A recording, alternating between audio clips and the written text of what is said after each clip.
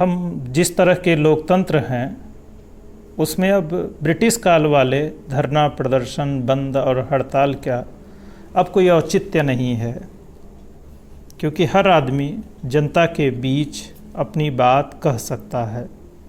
और हमारे यहाँ राजनीतिक दलों की वैसे भी कोई कमी नहीं है और चुनाव की भी कोई कमी नहीं है। हर महीने कहीं ना कहीं किसी न किसी चीज़ का, बात का, संगठन का चुनाव होता ही रहता है। ऐसे में आप लोकतांत्रिक होने में कमी की कोई शिकायत नहीं कर सकते हैं। अब आप किस तरीके से अपना हिस्सा उसमें लेते हैं ये अलग विषय है। तो अपना हिस्सा लीजिए और उसमें आपका जाति, धर्म, क्षेत्र, ये सारे एंगल आपके लिए लाभदायक हो सकते हैं। बस शर्त इतनी है कि इन सारे एंगल्स की जो सोशल इंजीनियरिंग है, मतलब वोट का पोलराइजेशन आप अपने पक्ष में कैसे करते हैं। सोचिए, हमारे यहाँ धरना और प्रदर्शन लगातार चलते रहते हैं और जो उसमें लोग इकट्ठे होते हैं, सोचिए उनको क्या हासिल होता है। भाई, जब हर 5 साल पे सरकार बदलने का लोगों को अवसर मिलता है तो ऐसे में सड़कें जाम रखना और कथित मांगों को लगातार लोगों के बीच में जो कहा जा रहा है कि हम सही करने के लिए कर रहे हैं, वो औचित्यहीन हो जाता है।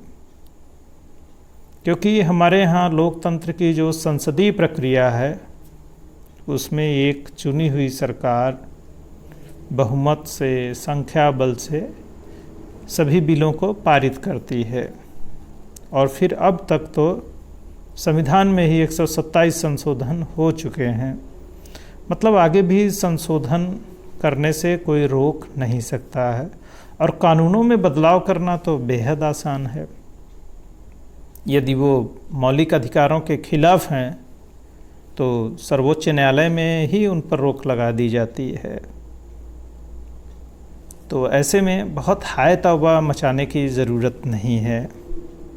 जनता के बीच जाइए, अपनी बात रखिए, लोगों को भरोसे में लीजिए और व्यवस्था में जो खामियां हैं उसको दुरुस्त करने के लिए आपके पास कौन सा विकल्प है ये भी बताइए। सिर्फ भीड़, जाम, हड़ताल ये समस्याओं का समाधान नहीं है, बल्कि आप खुद समस्या बन गए हैं। क्योंकि अगर चुनाव लगातार हो रहे हैं और कानून और व्यवस्था में जो खामियां हैं आपको नज़र आती हैं, आप संगठन हैं, दल हैं, समूह हैं, तो चुनाव में भागीदारी करिए और अपने प्रयासों से उसे दूर कर दीजिए। अब जैसे उदाहरण लीजिए नक्सलवादी क्षेत्रों के, जिस खाई की बात करते हैं जिसमें अमीरी गरीबी, मतलब अमीर गरीब और दूसरी तरह की जो समस्याएं हैं जो सामाजिक समस्याओं के रूप में सामने रहती हैं, ये हर समाज में हमेशा विद्यमान होती हैं और यह संघर्ष निरंतर चलता रहता है। पर इसके लिए अगर आप बंदूक उठा लेते हैं तो आप देश के खिलाफ हो जाते हैं और देश के खिलाफ होते ही आपसे कोई बातचीत और समझौते की गुंजाइश ख़त्म हो जाती है। तो उस गुंजाइश को ख़त्म मत करिए। आप कोई भी हों, कुछ भी हों, अगर आपके पास इतना जन समर्थन है तो चुनाव लड़िए। विधायक, सांसद, पार्षद, प्रधान, पंचायत, जिला पंचायत भी होता है, इसमें कहीं भी जनता के प्रतिनिधि आप बन सकते हैं और वास्तविक बदलाव जिसे आप कह रहे हैं, जिसे अंतिम आदमी तक पहुंचना चाहिए, अगर आप उसके नुमाइंदे हैं तो ईमानदारी से इस काम में लगिए और करिए। बाकी सारे बकवास करने बंद करिए।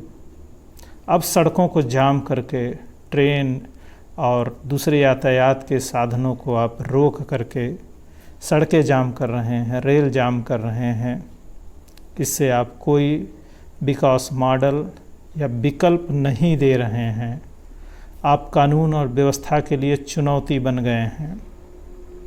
अब आप किसान बिल की ही बात लीजिए या दूसरे जो भी धरना प्रदर्शन चलते हैं, लोकतंत्र में बिल्कुल होने चाहिए लेकिन राजनीतिक दलों की जो भूमिका है वो भी सही होनी चाहिए कि आप तथ्यों और तर्कों के साथ अपनी बात रखिए।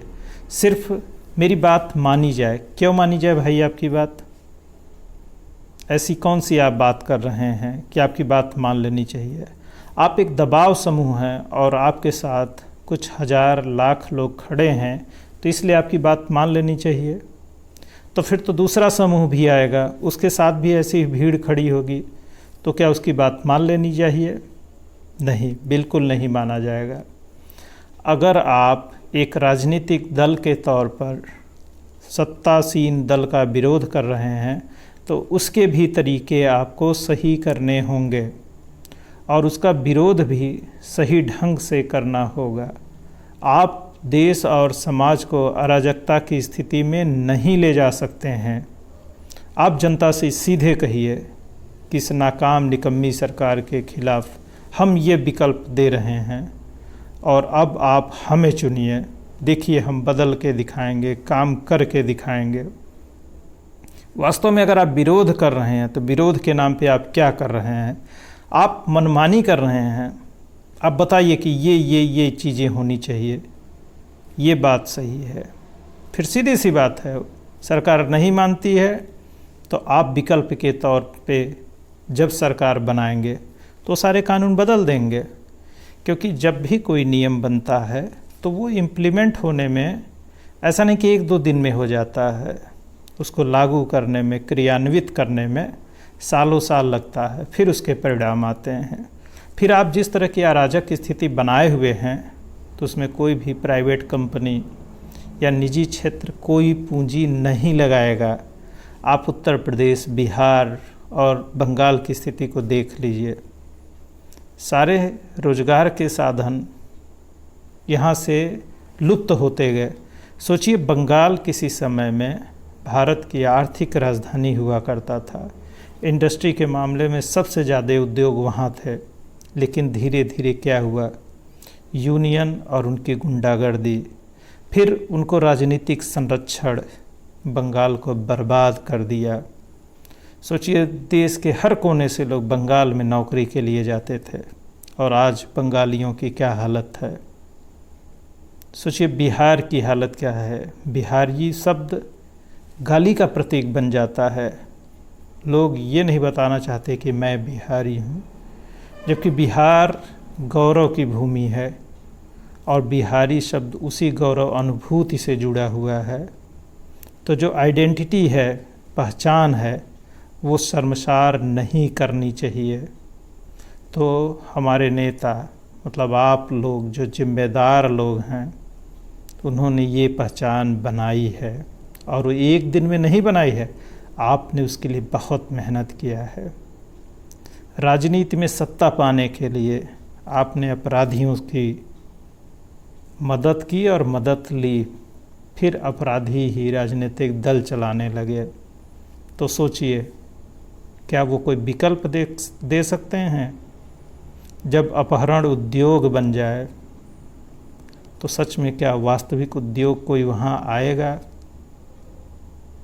जहाँ के सबसे जुझारू लोग होते हों, सोचिए वहाँ कोई इंडस्ट्री नहीं है। हमारे पूर्वांचल की स्थिति देखिए, बिहार की स्थिति देखिए। मतलब अराजकता और गुंडागर्दी, क्या इसके बीच कोई उद्योग लगेगा?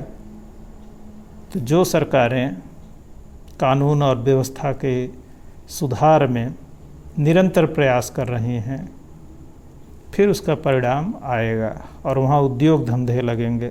सिर्फ सरकारी निवेश या सरकारी योजनाओं से कोई विकास नहीं हो सकता। जब तक निजी क्षेत्र पूंजी नहीं लगाता है, कोई विकास नहीं होता है। सरकारी योजनाएं तो ठेकेदारों और अफसरों के कमीशन के ही भेंट चढ़ जाती हैं, ये सत्य है। आप चाहे जितनी बड़ी बड़ी बातें कर लीजिए, इससे इनकार नहीं कर सकते हैं। तो बताइए, निजी क्षेत्र पूंजी कैसे लगाएगा और क्यों लगाएगा? अब कृषि क्षेत्र को ही देखिए, अभी टमाटर का अति उत्पादन हुआ और औने पौने दाम में सड़कों पे फेंका जाने लगा। बताइए इसका समाधान क्या होगा? तो ये जो किसान आंदोलन कर रहे हैं या सरकार भी, क्या इतने टमाटर खरीद सकती है? उसको कैसे प्रिजर्व करेगी? नहीं कर सकती। और ये किसान नेता ये भी नहीं कर सकते। ये केवल चंद दिन जाम लगा सकते हैं, वो भी चुनावी लक्ष्य को ध्यान में रख कर। तो बच्चे फिर टमाटर, मतलब अगर टमाटर के बारे में बात किया जाए तो सोचिए इस समस्या का समाधान कौन करेगा? बहुत आसान है। इस समस्या का समाधान बाज़ार करेगा। जब किसान बाज़ार से सीधे जुड़ेगा और वो सरकारों की दया पे निर्भर नहीं रहेगा और उसको पता होगा कि उसको कितना उत्पादन किस चीज़ का करना है, जो बाज़ार में बिक जाएगा, तो देखिए उस दिन उसको कोई समस्या नहीं होगी।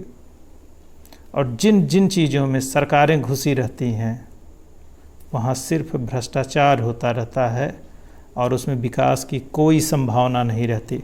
अच्छा बताइए, अगर इतना ढेर सारा टमाटर पैदा हो रहा हो और कोई फूड प्रोसेसिंग वाली कंपनी उसको ख़रीदने के लिए तैयार हो या पहले से ऑर्डर दिया हो कि हमें इतना टमाटर चाहिए, तो वो उसकी तैयारी करेगी, प्रोसेसिंग की तैयारी करेगी, उसको प्रिजर्व रखने की तैयारी करेगी, उसके मार्केट में खपत कैसे हो इसकी तैयारी करेगी।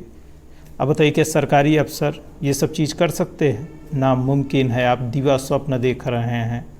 अगर आपको लगता है कि सरकारी कर्मचारी सारे काम कर लेंगे और बड़ा सा बदलाव आ जाएगा, तो सपने से जग जाइए और किसानों को प्रोटेक्ट करना बंद करिए। जब तक किसान सरकार की गोदी में बैठा रहेगा उसका विकास नहीं होगा। जब किसान बाहर निकलेगा, थोड़ी परेशानियां होंगी, बिल्कुल होंगी। इस किसान बिल में भी ढेर सारी खामियां होंगी। जब किसान संगठन, उसके यूनियन और आप जैसे बड़े बड़े नेता लोग इतने सक्षम हैं कि 9-9, 10-10 महीने तक आंदोलन चला सकते हैं, तो कोई कंपनी जब शोषण के लिए आएगी तो आप लोग क्या करेंगे? आंखें बंद कर लेंगे और किसान की मदद नहीं करेंगे।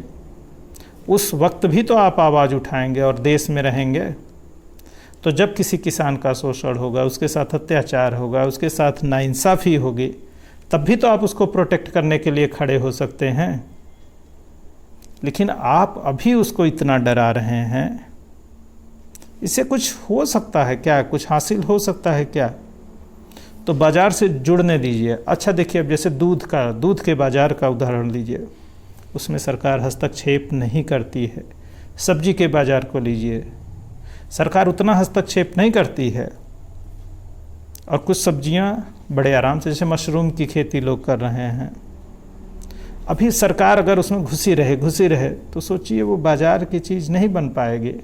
तो बाज़ार जो है सप्लाई और डिमांड के नियम से चलता है, और जिस दिन किसान अपनी सप्लाई लाइन को सही कर लेगा, उसको बाज़ार में कितना सामान बेचना है, सारी समस्या ख़त्म हो जाएगी। तो उसको सीखने दीजिए आप।